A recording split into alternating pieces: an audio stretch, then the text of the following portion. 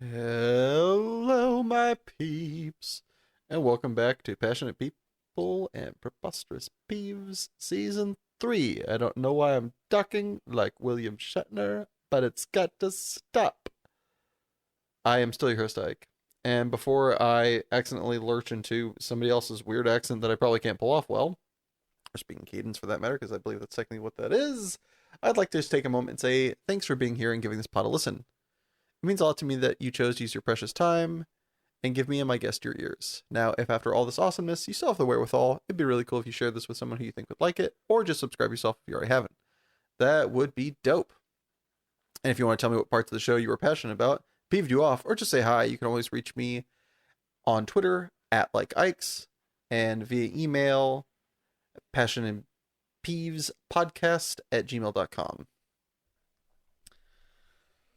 So this week, my Monday was full of many emotions. Initially, I found out, or thought I found out, that I was making $400 more a month than I anticipated after like all things considered, because I use the IRS app.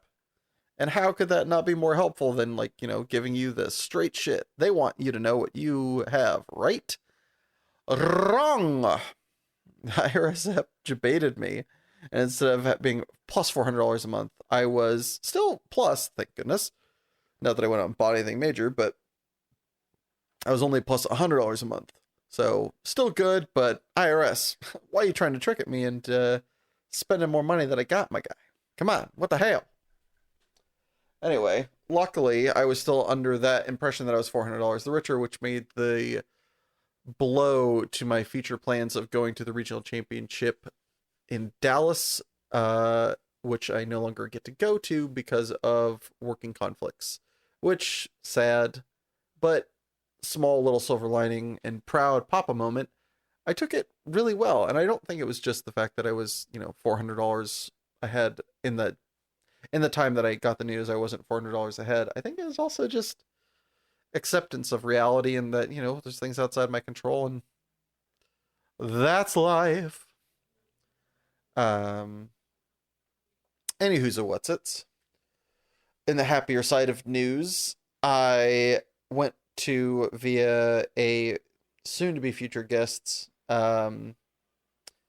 insight, I went to the restaurant Red Rock in Torrance, California, and holy fucking cow, so good. Had the pork cutlet omarusu rice, or omarice. I can't speak Japanese. I'm not that well versed. But it was amazing. So freaking good. If you ever find yourself near it, I would recommend it so much. It's a little spendy, but nothing outside the ordinary. I'm pretty sure I've actually spent as much money just going to a fast food restaurant and being really hungies. So don't need to break the bank, but you will break your hunger, and all your world's problems will go away as you enjoy the dish. They might come back as soon as you leave the building, but during those moments, molto bene. I've also, really random aside, been really enjoying listening to Andrew Bird recently. Kind of got back in on him. Big fan. If you kind of like creative, I don't call it folk music, but it definitely isn't so far away from folk that I'm off topic. Yeah, I just recommend him. Super duper good. Been really just loving grooving to it. Very peaceful and kind of fun. Good energy though. In other news, I've been kind of in a funk lately. After deciding some things in my life, accepting some realities, finding myself a little down, not depressed, no, just a little sad, and I found difficulty in doing stuff. I've stopped working out. I've been waking up later, and sleeping in is awesome, but I think it's time for that to come to an end. So wish me luck, as today is the first day that I try to go back to the gym and get after it. Bought a gym membership. Now I just gotta get there. So my attempt is going to be to start going to the gym in the morning. If that doesn't work, or I find that to be problematic, I'll probably just start doing it after work. However, yeah. So, Jim Isaac, go!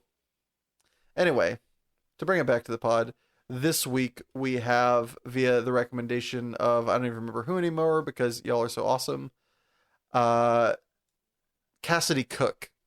Somebody I never met, somebody I never talked to, and had a lovely conversation. So without further ado, take it away, past me. All right, folks, tonight you are in for a special treat. We have with us a man who won second place in the fifth grade science fair. He can hold his breath for 165 consecutive seconds and has a 18-inch vert. Ladies, it's the one, the only Cassidy Cook.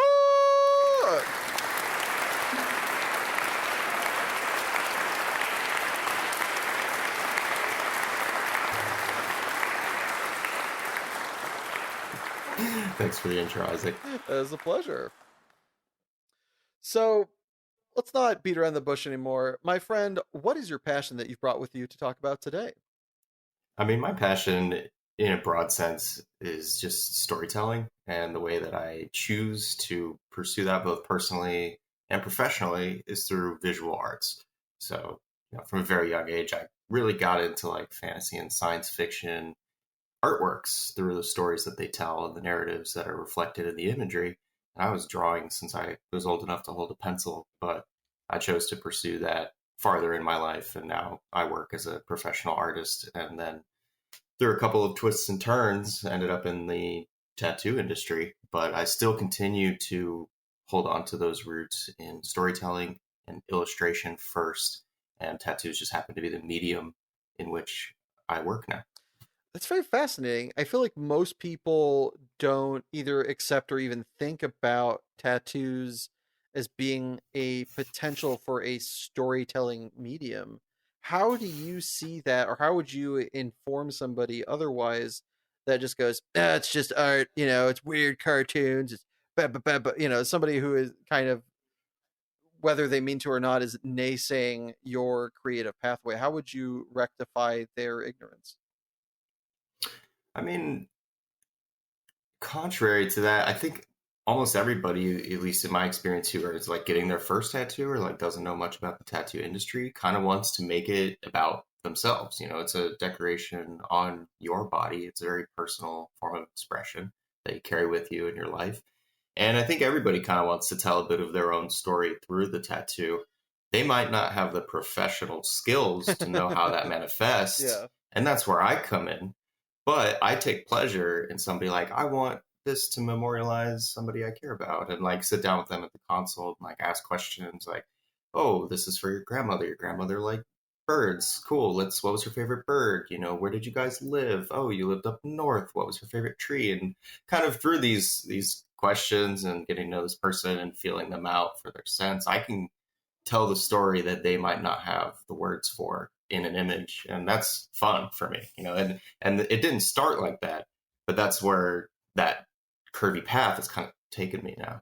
So, not to poke holes in that beautiful explanation, but what if somebody comes in and says, I want a bird flipping off the American flag? It's something just kind of, they want something just for the image itself. Do you believe that still tells a story in a different way, or do you have to, for you, make it tell a story, or is that just, work in, work out? I mean, personally, I would just turn it down. I, as an artist, work at a private studio and retain autonomy, and I Hell can yeah. deny my services to anybody I want. So it would be like, maybe maybe I'm not the right artist for that job, but there's a place down the street that will nail that, So, You pull a Miracle on and 34th Street, down the street, they're offering a 2-for-1 deal on birds flipping off the American flag.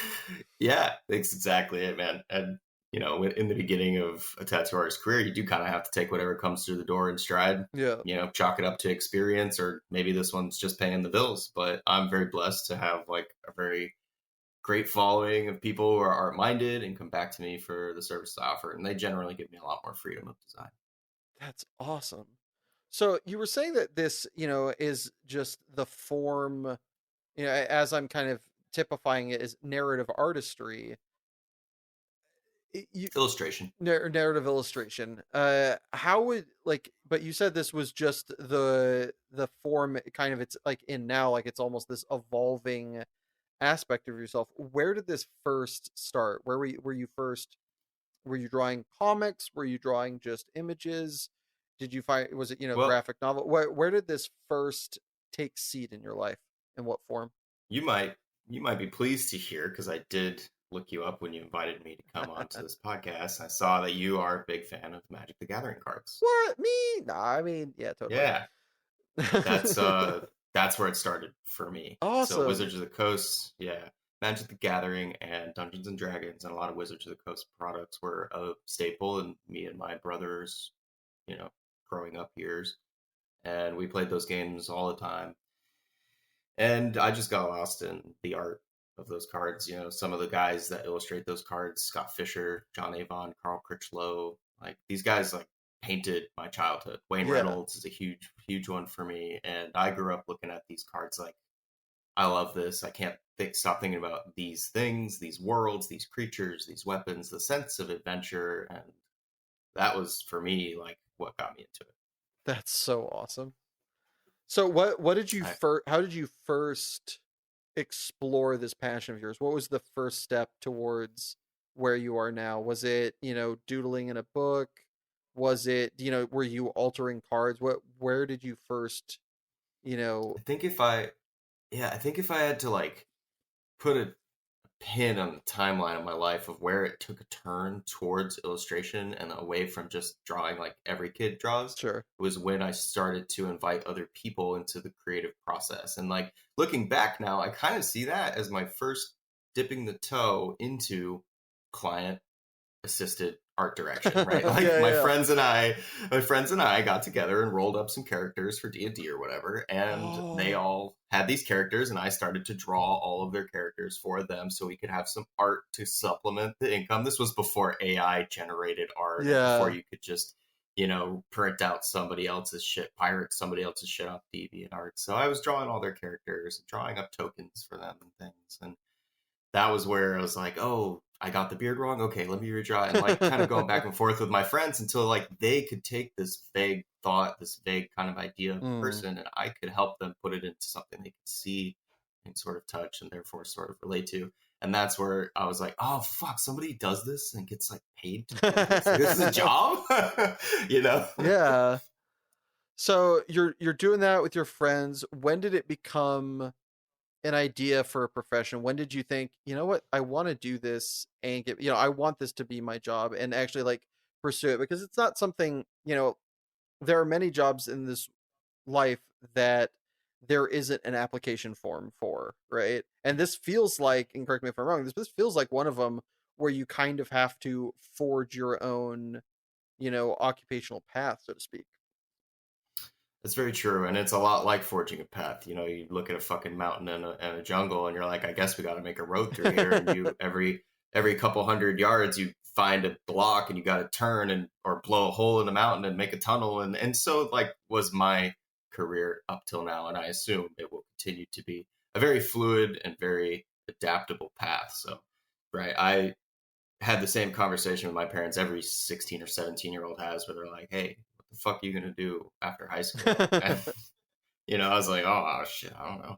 So I guess when I was forced to look at the next step realistically, I decided I wanted to study art. And that's when I applied for the illustration bachelor's at the Art Institute in Fort Lauderdale. I grew up in Florida. I know you're out in LA. I don't know if we talked about that, but I live on the East Coast. And so I was going to go to this art school, and I did. And that's where my rude wake up call of what practicing art as a discipline is and what being a professional artist is, as opposed to drawing pictures for your friends. What was the rude awakening for you? What kind of shook your world in that regard? Oh, first, I mean, I wasn't that good. Yeah. I was like, I didn't get accepted. First of all, I sent Oh off a no. portfolio. Yeah, I agonized over like a dozen or 15 drawings, and some were like colored, some were like shitty paintings, and I sent them off, and they were like, no, but you can do graphic design. Yeah, I was yeah. like, oh, graphic design, what's that? So I ended up going anyway, and I started my first semester in the graphic design program.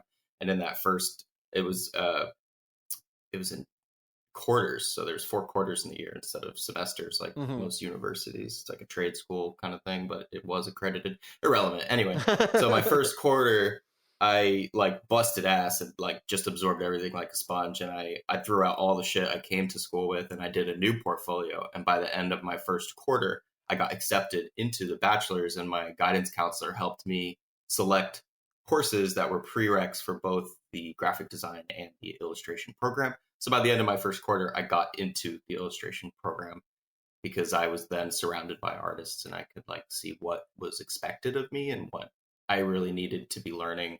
The huge gaps in my skill set were very obvious to me in the beginning. Wow. So you have to eat this big old batch of humble pie and get Oh to yeah, work. So I presume you graduated. I did. Yeah, I graduated. It took me a while. I went through some bumpy roads, some not so bright spaces where I just gave up and dropped out, some financial troubles. I worked a lot. I ended up going back to school and taking night classes. What got you to go back? Well, Was it just I like was like when you working dropped out, was it because of loss of interest or loss of ability to attend? kind of both. I sort of got into the wrong shit. I was partying. I was looking at girls. I wasn't focused on the studies. I wasn't turning in assignments. And then so I lost my funding and dropped out. And then after about a year, I was like, what am I fucking doing? Yeah. I was just working in food service, bartending and serving. And I was like, I'm going back to school. Got back in. And then I kind of got taken under the wing of a mentor figure, an older professor named John Hunt. He also illustrated collectible card games. He worked a lot on Legend of the Five Rings. You ever heard of L5R? Hell yeah, I have. Yeah, John Hunt's a working illustrator out in the field, and I respected him immensely as a teacher because of that.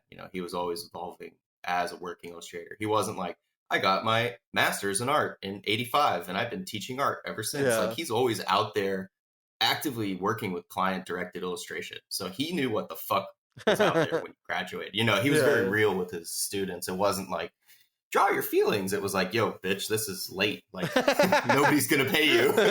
So he was the bomb, and he kind of took me under his wing and saw how hard I was working and how bad I wanted it, and I pretty much owe my graduation just to him. He kept my chin up, kept me working forward. Aw. And so with him taking me under his wing and coming back to school, he gave me a good word at a clothing company called Island Days down in South Florida. They made like surfwear and board shorts and printed engineered graphics on rash guards and stuff. And he put out a good word for me, and I got a job there as a graphic designer, which I was severely Fuck underqualified yeah. for. So now that I had like a 9 to 5 job making 15 an hour, this was in 2014, and then I could go to school at night. And it took me like 6 years from the beginning to the end, but I got that bachelor's degree, and I graduated with best portfolio in the illustration program. What up? That's so awesome. Yeah, So from there, you've got this degree in graphic design, you've got this or illustration. graphic illustration, I apologize. Um and you've had some, work in the field. You've got this glowing recommendation, you've got this great portfolio. What was next for Cassidy at that point? Next was the second serving of the humble pie. Coming out, Yeah. big dick swaying. Yep. Yeah, man. I was like, hey, this was great. See y'all later. I'm going to go be successful forever now. And I sent off my resume to Jeremy Jarvis, who's the art director for Wizards of the Coast, specifically for Magic the Gathering. And I was like, hey, check out all these sweet fantasy characters. Check out all these sweet fantasy paintings, right? And he's like, yeah, no, we're not looking for you. I was like, oh, shit. So he was really professional, and he was like, we're looking for things that are like more realistic, like more dynamic posing, we're looking for people with stronger fundamentals. And I was like, ouch. Okay. Ooh, that last So, one cuts deep.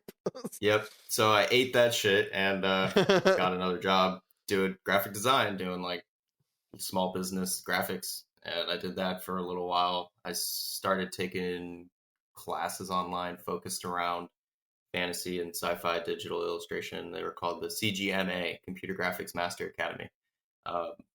They we're okay, but it was a lot of self-discipline. I missed going to a classroom and interacting with people. I'm not super tech savvy, as you know, because it took me 30 minutes to set up my headphones for this interview. So I was really missing that in-person kind of style teaching, and I ended up only doing a semester of that and dropping out. I did learn a lot, and then I did teach myself a lot on YouTube and stuff, but eventually I realized that the digital freelance illustrator for Wizards of the Coast was starting to look more and more like a pipe dream.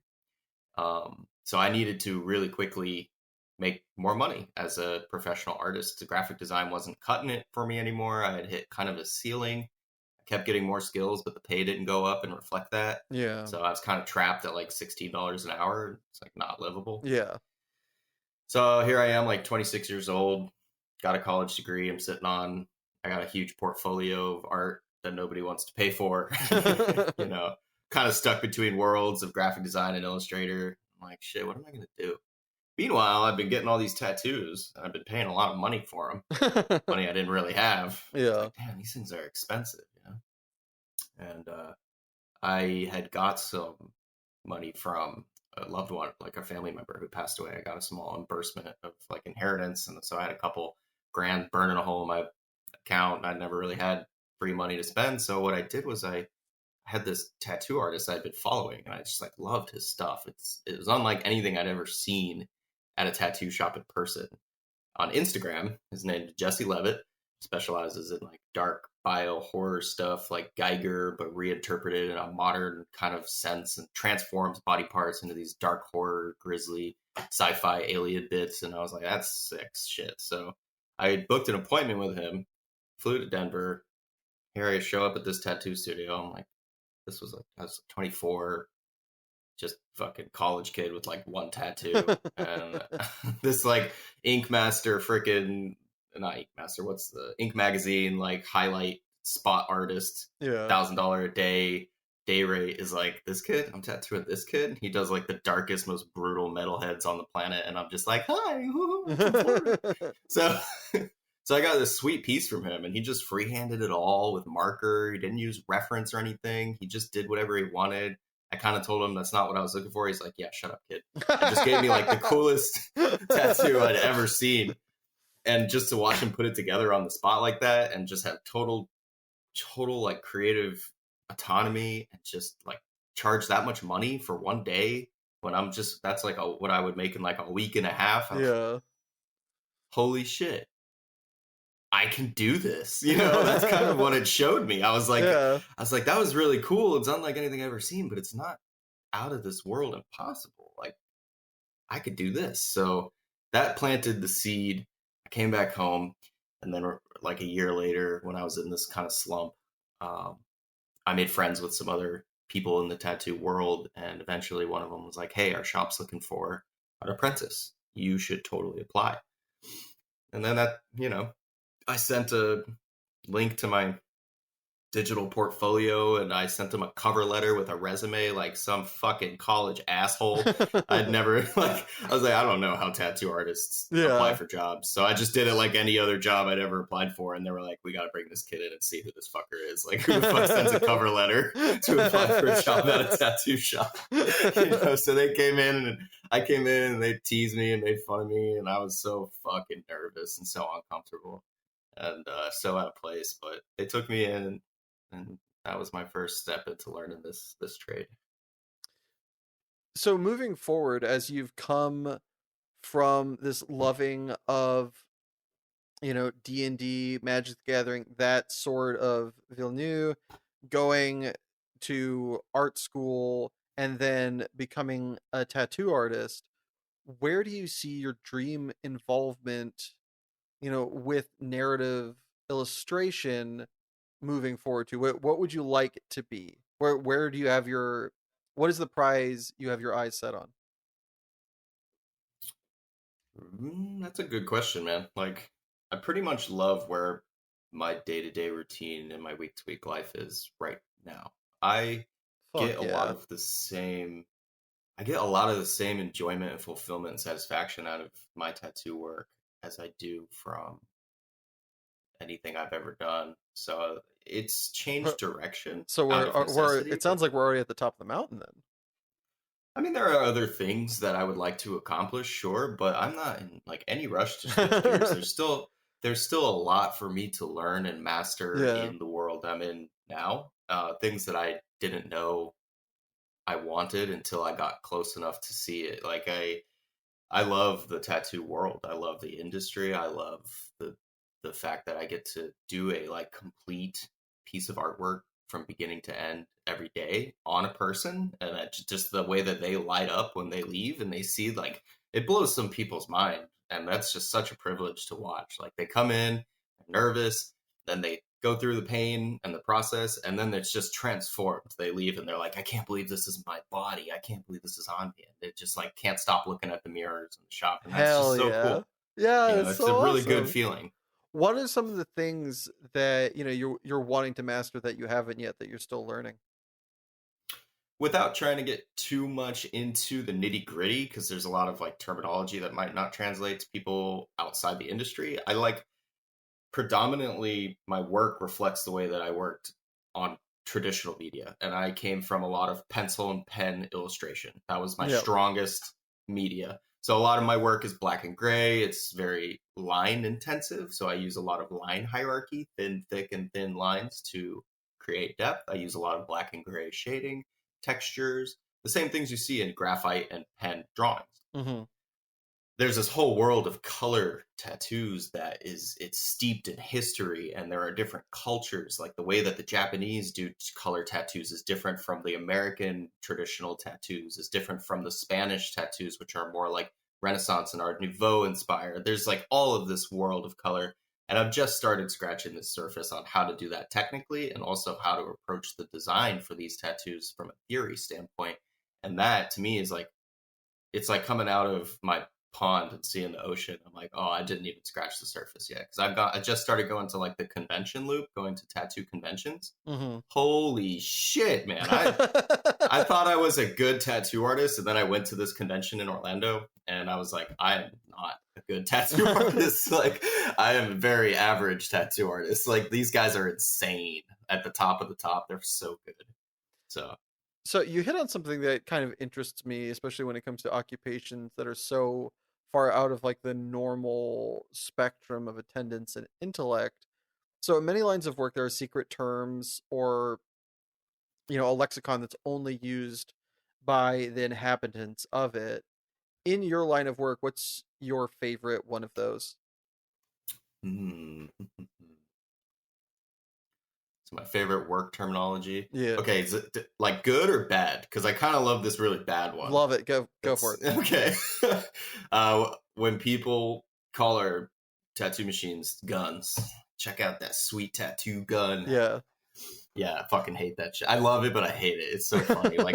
It's like people come in and they try to use it to sound cool, and it is the quickest way to establish that you know absolutely nothing about our industry. What do you Walk in guys and call call our it? machine a tattoo machine. Okay.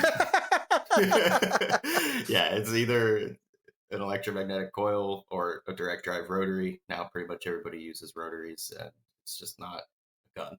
No, nor has it ever been a gun.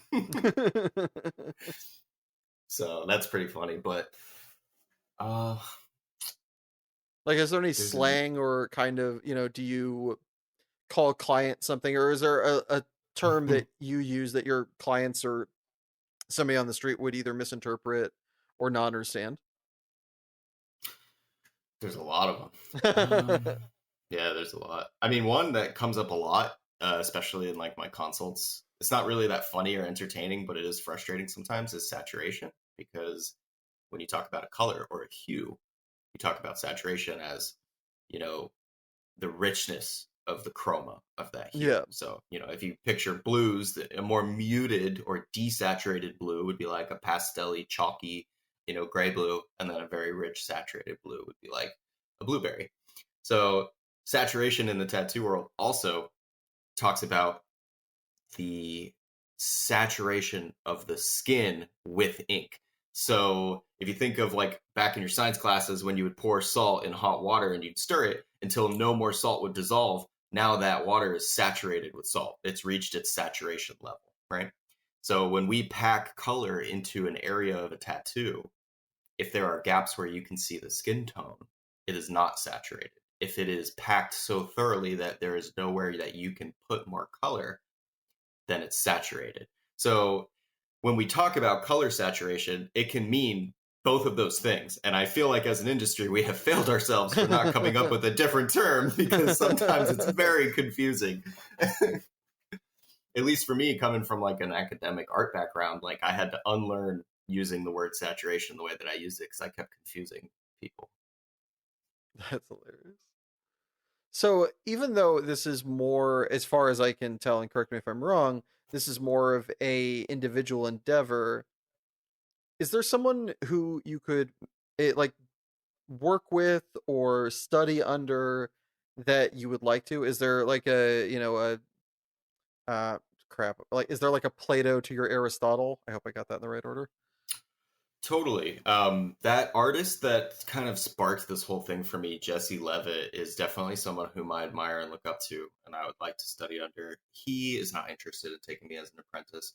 I did reach out to him when he opened his new studio in somewhere in New York, Albany, in New York, in Albany. Dark Space Art Collective, I think it's called. And they had already had a really talented, really awesome chick there named Ali Tuttle, who was kind of filling the apprentice slot at the time. And also, I'm pretty sure if he took on an apprentice, he would charge them an exorbitant amount of money to study under him, because he's reached that level Yeah. of notoriety that a lot of famous tattoo artists kind of become very profit oriented, and that there's nothing wrong with that, and I'm not shaming that, but I'm still in a place in my life where like I'm more art focused, and Yeah. I'm not really interested in selling tattoo classes for $3,000 for 10 people every 3 months and making fucking $500,000 every year off classes, which is also a thing that happens. But yeah, like I study his work all the time. What makes his so good? How is mine different? Where am I failing to meet that mark? I study the way that he approaches it, and since I've had the privilege of watching him work in person, I can kind of start to backtrack and recreate. Okay, I kind of see where he did this way, and so on and so forth. But I mean, I think I'm sort of moving away from.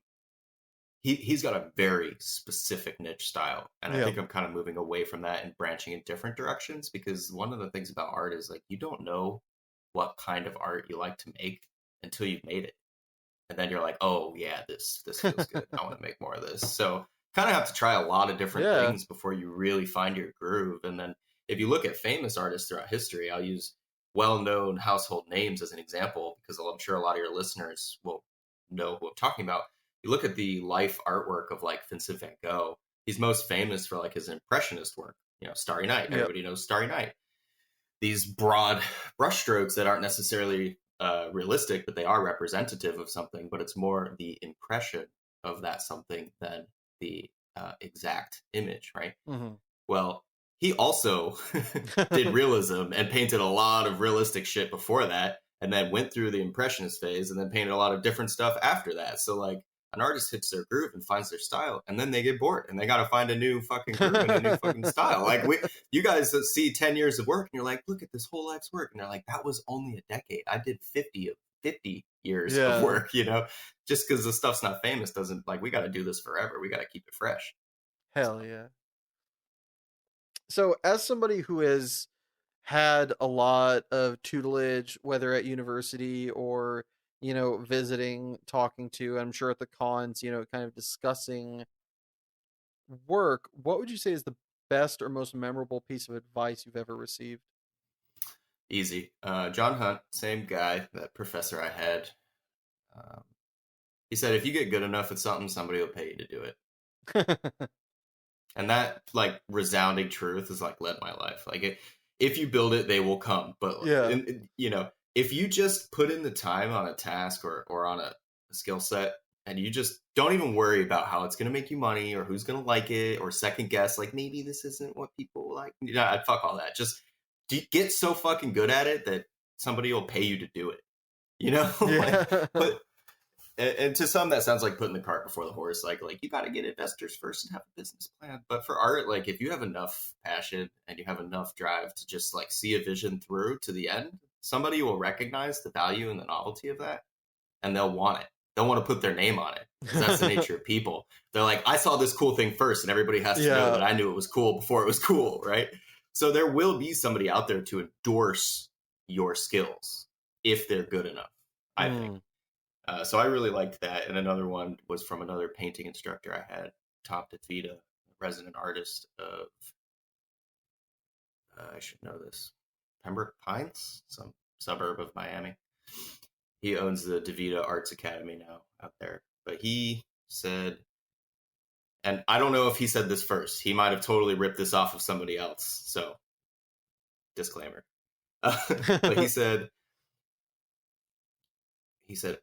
art holds time like a vase holds water. And that is a really powerful and poetic statement. So now that I say it on this podcast, I'm almost positive he stole it from somewhere else. So great nonetheless. It is fantastic. Like if you put enough time into a beautiful piece of artwork and you're not just like fussing around blending the same corner of a painting for 10 hours, but like you're actively working the painting, it really does show the time invested in a way that cannot be understated and cannot be discounted by the viewer. And so that time is never really lost because it is held, you know. So that those two, just those.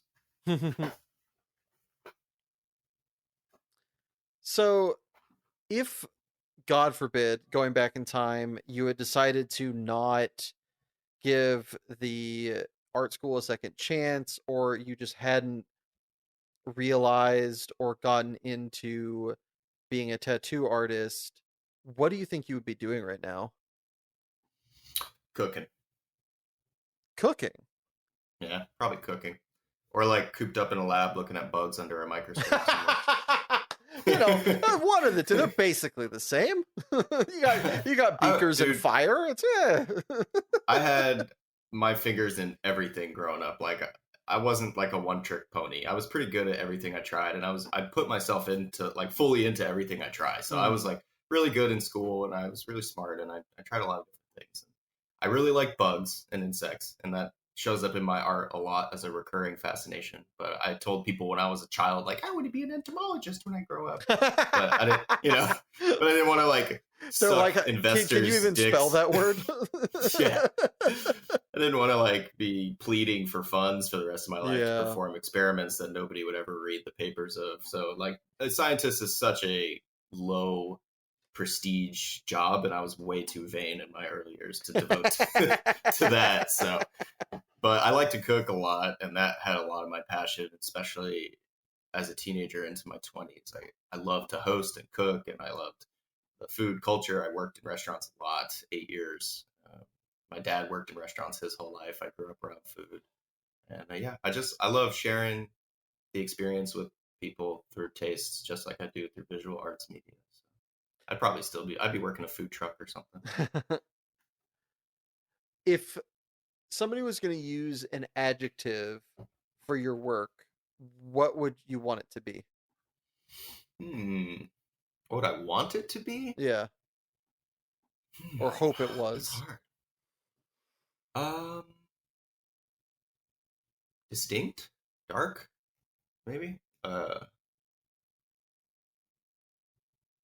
Beautiful. I mean, I don't. Well, I'm looking at your Instagram, and I can say that that tracks. That sounds about right. They're all very distinct, dark, and beautiful.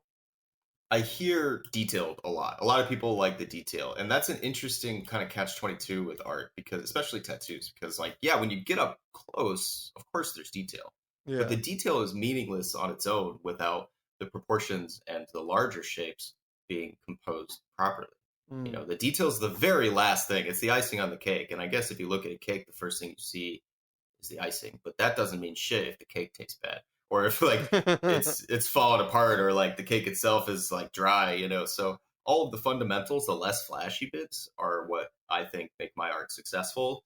And anybody can obsess over the details, but if your design's bad, you can't cover that up with details. True. So often in film and television, they showcase many of the passions for guests that come on here. Have you seen films and TV that showcase your passion? And do you feel like they do it correctly or incorrectly? And if so, how? I'd say they miss the mark a lot on that one with artists. They over romanticize artistry a lot in film and media as some kind of thing you're born with, or we're all like savants and we're all like drug addicts on the spectrum. And like, we're, it's like some people are just straight up neurotypical, hardworking middle class people. And just like an electrician or a mechanic or somebody who builds houses or works in demo, like, it's just a skill set. You just practice. You just find somebody who knows more than you. You don't annoy them too much and they'll teach you, and you work really hard at it every fucking day. And eventually, unless you're fucking dumb, like, you're going to get better at something if you do it every day, I hope. Yeah. So I kind of resent the way that media represents working artists, especially tattoos. Like, it's just so, like, fucking, I hate Ink Master or whatever. I've never watched it, but I've seen snippets pop up on my reels, and I'm just like, this is so fucking shitty. This is just garbage TV. But I guess probably cooks feel the same way about like Bar Rescue. I watched a lot of that shit. So, What would you say, kind of in a similar vein, what would you say the biggest misconception about your passion by the wider world? yeah, similar. Like, they see a very small glorified snippet and assume that that's like the lifestyle. When in reality, they don't see the 10,000 hours we put into to Yeah. get where we're at. A lot of lonely nights not sleeping much because you're working on a piece and you just can't get it out of your brain, and it's due because the client won't pay you or because your professor's got critique tomorrow. Like, there's a lot of those to get between where people see my art to where I am making it now that people don't empathize with. And I think the talent thing too, like, just, Yeah, this I hate idea it. that you have to have been like destined or Yeah. born with this in mind by like the hand of the creator. You know that Pixar movie with the rat, Ratatouille? Ratatouille? Yeah. Yeah.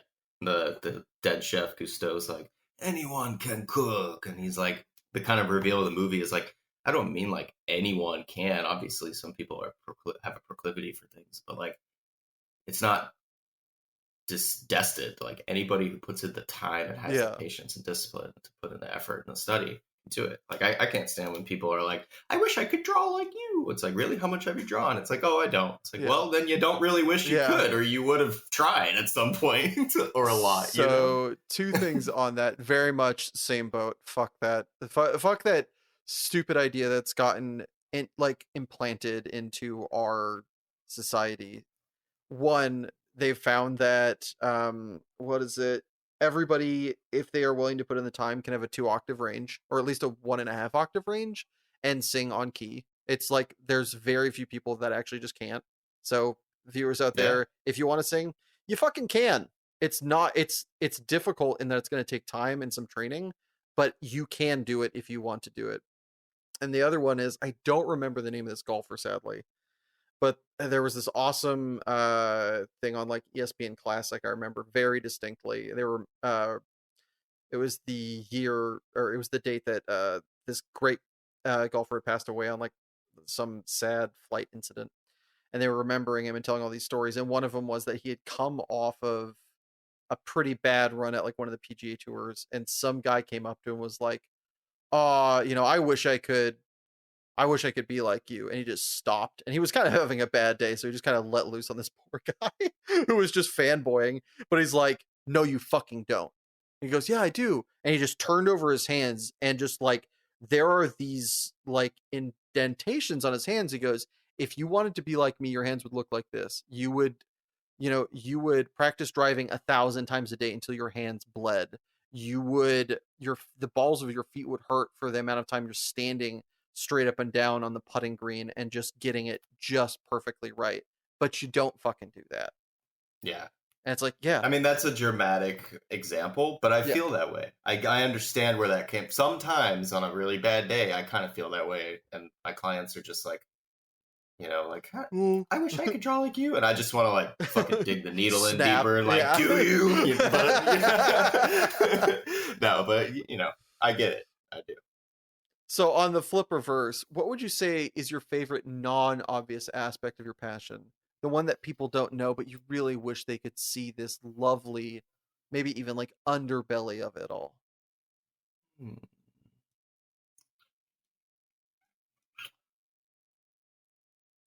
Non-obvious. Okay. The fact that if you work in a tattoo shop with a lot of talented tattoo artists, you pretty much don't pay for tattoos very often, which is pretty cool. And we like tattoo each other and shit, and that's pretty cool. But also just being able to have a say in your work. Like, not even, and for me, a Yeah. lot of say. Not all artists have as much autonomy as I've achieved somehow through like a stroke of luck or fate. I don't know. Like, I have it really nice right now and I'm spoiled, but to be able to just not really have a boss, like, Yeah. yeah, I have a studio I pay rent at, and like I never would want to insult the owners. They've been really good with me. We have an awesome working professional relationship, but ultimately I am a contractor and I work for myself, and I am Art of CJ Cook in a professional sense, and that is where it ends. And I rent a chair at the tattoo studio I work at. So I don't even like have to tell anyone when I'm coming or going. I have a key, I book my clients, and like it's just great to have the ability to put my life first when I have to and put my work first when I have to, and to be flexible like that. And just, I don't have to request off. And there's downsides to that. Like, obviously, I don't have like, they're not matching my 401k pension fund, and I don't have like Yeah, health yeah. insurance through my job and all that shit. But like, I have to sort that on my personal side of the finances. But I can plan my work around my life or plan my life around my work, and whatever is the priority for me in that time, I can make the best informed decision, and nobody's going to stop me or tell me I used up all my vacation time or my sick days. Like, that shit doesn't exist in my world, which is really cool. And I actively practice gratitude for that, because I know uh, that's not a common thing for No. most working class, middle class people, I don't even think that's probably common for most artists. Yeah, I mean, the tattooing thing is, if you're good and you are also a professional, you can't just be good and be an asshole. You have to be both. You have to be like a good business person and a good artist, and you have to stay motivated and stay stable and not go super cocky and go off the rails, which happens a lot. But like, if you're good at all these things, you can make a lot of money doing this stuff. And that's honestly why I became a tattoo artist. It was like, I'm tired of being broke all the time. And I make sure to pay respects back to the money I'm able to make doing this by doing the best art that I can do. So I very much honor that. And a lot of people don't. You see these artists pop up in the first 2-3 years, they're doing great shit, and then they let it go to their head and they sort of fall off, and it becomes about the money. But that's another topic entirely. But yeah, the scheduling, man, it's great. So to kind of change gears a little bit, and instead of going in fourth towards what we love, but to go in reverse towards what we hate, my Okay. friend, what is your preposterous peeve? Okay. All right. So my preposterous peeve is when somebody will come to me because they have looked at my gallery, they've looked at my art, they like my style, they chose me to do their tattoo. At this point, they've booked consultation, they've put down some money on the deposit, they're sitting with me, and they will often gas you up with flattery, like, you're the artist, I want you to design it. But, and then they proceed to ignore all my professional advice and try to design the tattoo themselves. And I'm just like, why did you pick me? Like, if you wanted to do something entirely out of my realm that is like, it looks like a totally different artist style, like, why are you here? And it just blows my mind that they're like, you're the guy, you're the one I want to do it. You're the right guy. I'm like, am I? Are you sure? Because you're showing me a lot of like colorful flowers and like not a lot of black and gray stuff, not a lot of monsters and sharks and octopuses, because that's the shit I really like to do.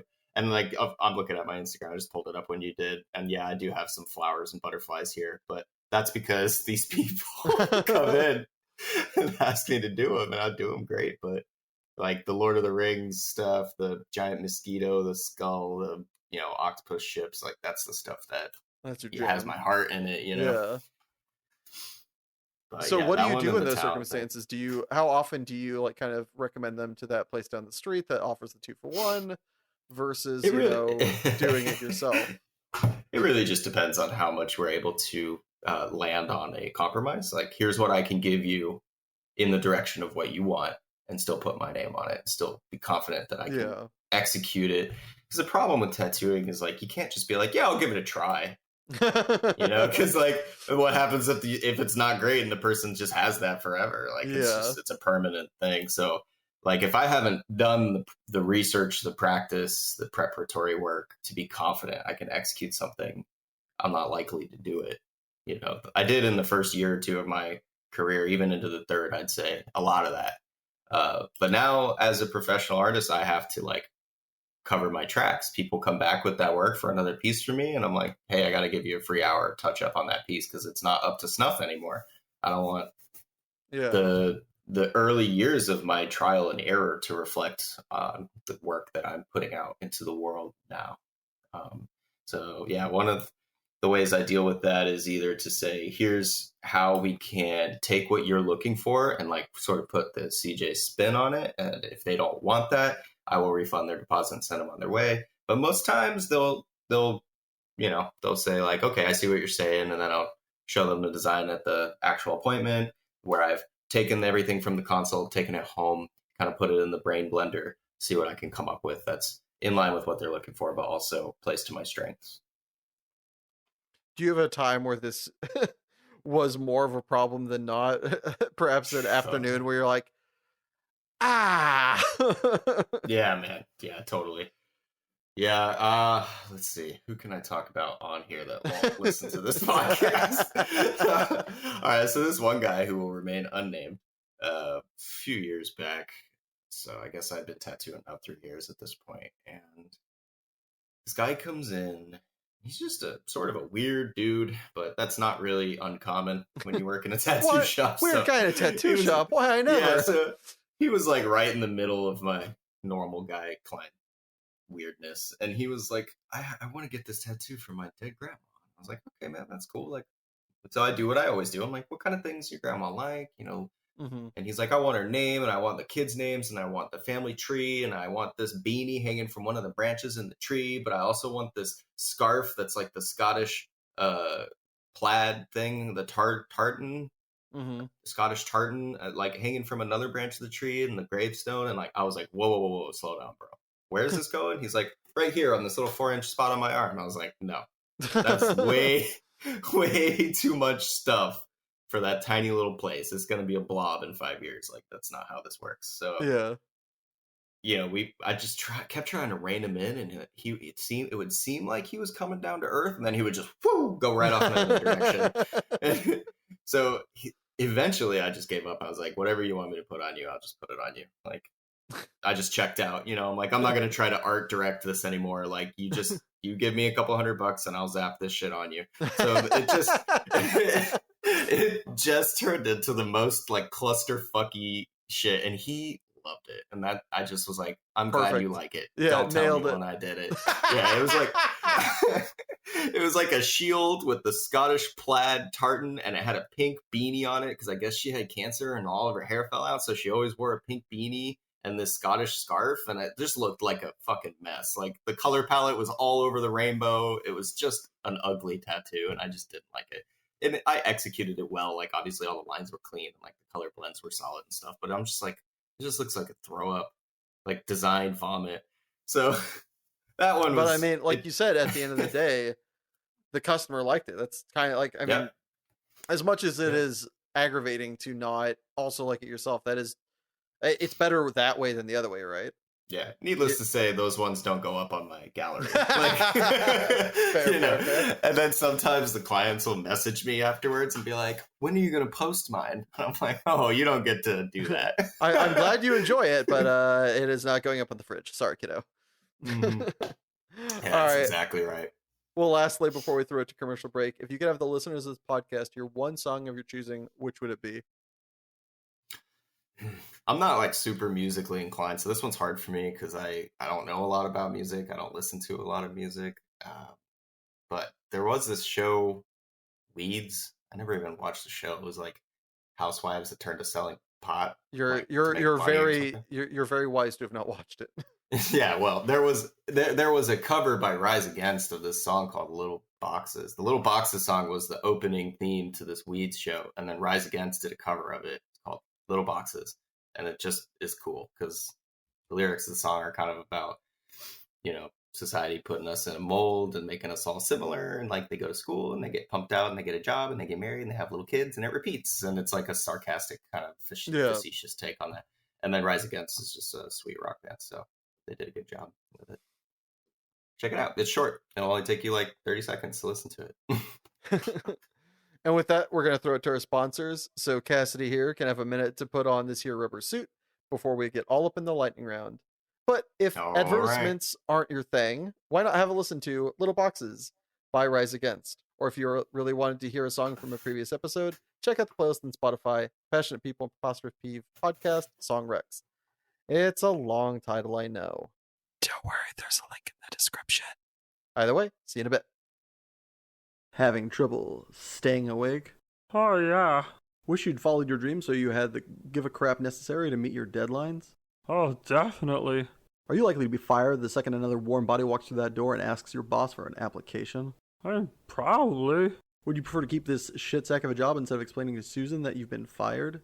I mean, I guess. Well then, let me introduce you to caffeine.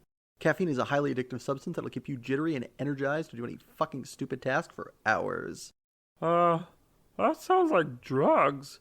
It is! Aren't drugs illegal? Not this one. So next time you feel like sitting on the sidewalk instead of at your desk, reach for a caffeine. Wait, you didn't tell me where I can buy it.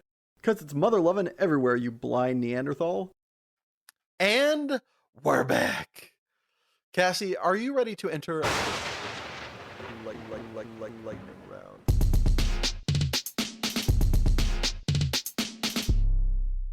The lightning round.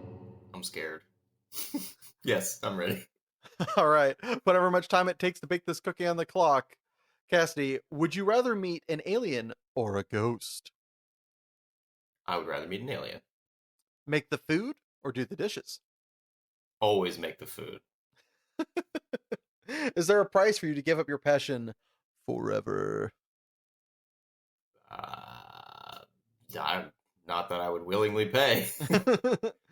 Would you rather your first kiss had been next to a pig pen or inside a dumpster? Pigpen for sure. Is karma real?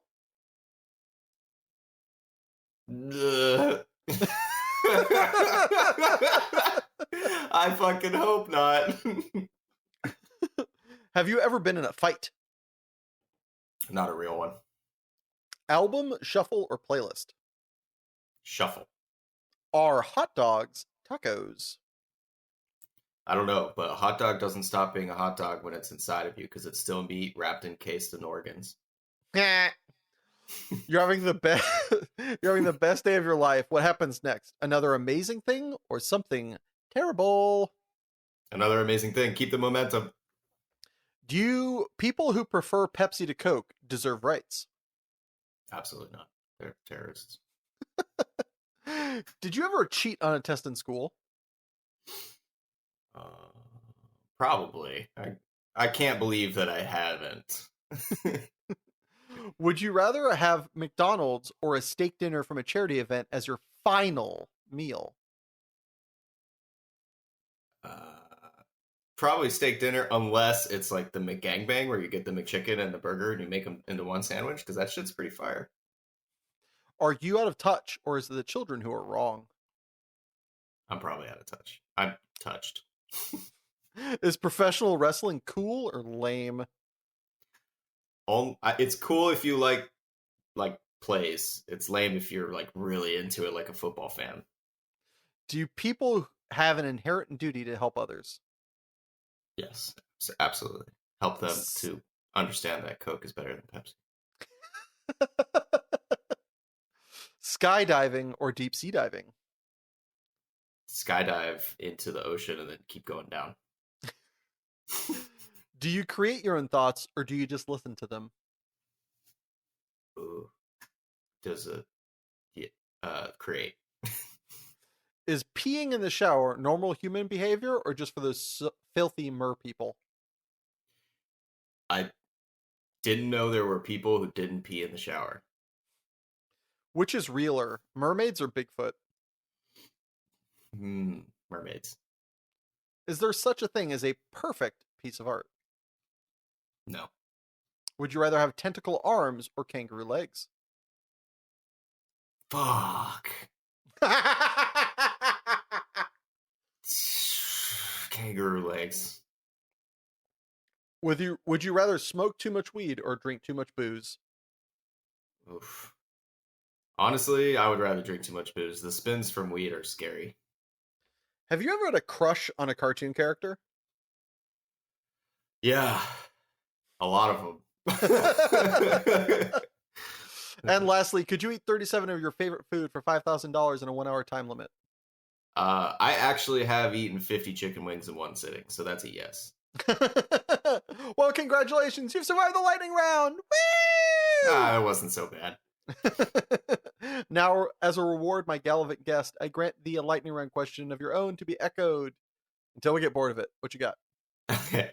All right. You got to spend a year eating nothing but insects or a year without electricity. Go.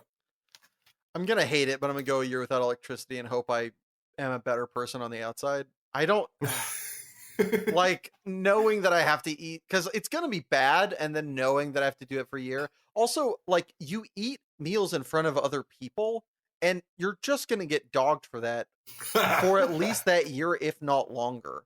Like actually definitely longer because that year you're going to get like people are going to give you weird looks. Your friends are going to silently judge you at best. And then after you quit, you're going to get shit for being like, oh, I gave up on that, eating insects, huh, you bitch? Like they're going to give you shit. So Wow, like you you really just thought lose. about this. You thought about like the the social backlash more than the fact that you have to eat insects for a year. I mean, also that. But yeah, I'm sure there's good ways to eat it too, but still like if I go without electricity, I'm going to read so much. I'm going to get better at like reading, writing. It sucks because I'm not going to listen to music for a year. I'll probably get better at meditating. You can listen to live music. You just can't listen to it recorded. God, I don't know if I could do that. I mean, I probably have to. I hate live music. It's all out of. It's just the volumes are never right. We are a product of our era for sure. Oh Fucking my playing god! the music live? What?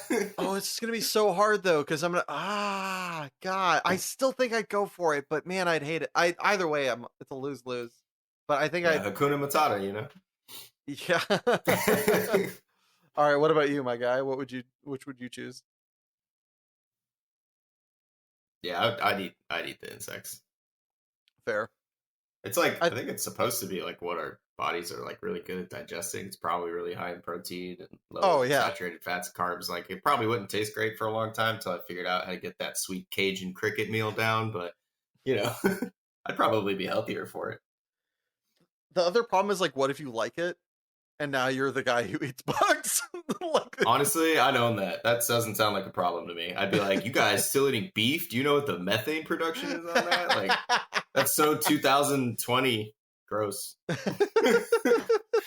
be that crunchy fucking guy who's like saving the world by eating nothing but bugs. That'd be like part of my personality now.